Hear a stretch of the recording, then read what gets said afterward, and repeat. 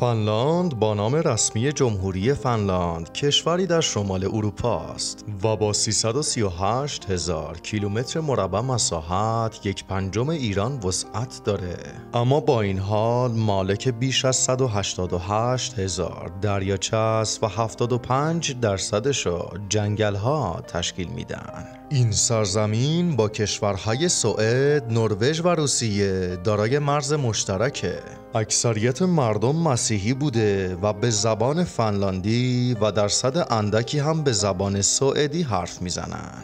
جالبه بدونید که زبان فنلاندی جزو 10 زبان سخت دنیاست و یاد گرفتنش کار آسونی نیست. سکونت در این منطقه با حضور نئاندرتال ها از 130,000 سال پیش آغاز شد.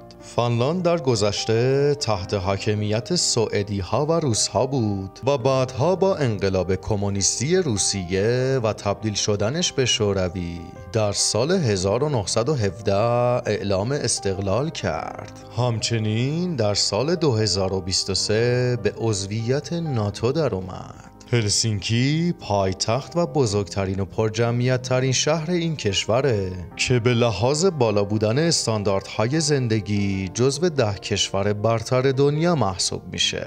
جالبه بدونید که در منطقه‌ای به نام لاپلند که در شمال این کشور واقع شده میشه از سورتمه سواری با گوزنهای شمالی، تجربه ورزشهای زمستانی، اقامت در اتاقهای یخی با تختهای یخی و نهایتاً از تماشای شفقهای زیبای قطبی لذت برد. همچنین میتونید از خونه بابا نوئل در شهر روانیمی در مرکزیت این منطقه دیدن کنید. فنلاند طبیعت بکری داره و اگه علاقه‌مند به طبیعت هستید میتونید از مجمع الجزایر آلند با بیش از 5600 جزیره دیدن کنید. و یا اگه به زندگی شبانه علاقه دارید بهتره به شهر تاریخی تورکو برید و از تفریح در کلاب‌های شبانه و معماری بی‌نظیرش لذت ببرید.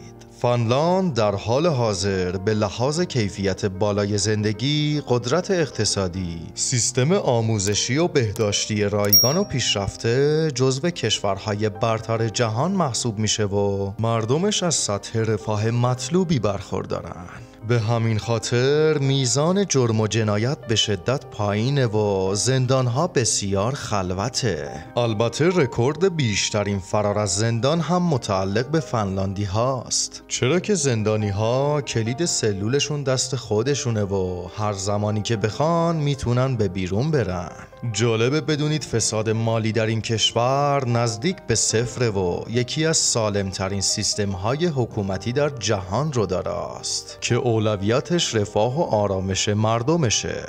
سالهاست که فنلاند جزو شادترین کشورهای جهان محسوب میشه و این موضوع بیشتر به علت بالا بودن سطح رضایت اجتماعی در این سرزمینه، چرا که اصولاً مردمان آرام و خونسردی داره اما ترکیبی از نشاط و آرامش رو میشه در سبک زندگیشون مشاهده کرد. به عنوان مثال فنلاندی ها علاقه زیادی به سونا دارن، به طوری که برای جمعیت 5.5 میلیون نفری این کشور بیش از 3 میلیون سونا وجود داره. در سونا آداب خاصی هم دارن. دختر و پسر کاملا لخت و عریان به صورت مختلط وارد سونا میشن و این براشون کاملا عادیه و کمتر کسی به اندامهای خصوصی شما نگاه میکنه. البته اگه راحت نباشید میتونید از سوناهای مختص آقایون و خانومها استفاده کنید. جالبه که جشن‌ها و مسابقات جذابی هم در این سرزمین برگزار میشه. مسابقه حمل همسر برای مردها یکی از جالبترین اونهاست که در صورت برنده شدن هموزن همسرشون نوشیدنی جایزه میگیرن. همچنین جشنواره موسیقی ماه جولای، مسابقه فوتبال و کشتی در گلولای، دوی 10 کیلومتر به صورت کاملا برهنه و مسابقه پرتاب موبایل از رویدادهای عجیب و جالب این سرزمینه. همونطور که میدونید گوشی‌های خاطره انگیز و مقاوم نوکیا ساخت این کشور بودن. در حالت کلی فنلاند سرزمینی با طبیعت بکر، مردمانی آرام، بی دغدغه و ثروتمنده. برای تماشای ویدیوهای بیشتر سابسکرایب کانال رو فراموش نکنید.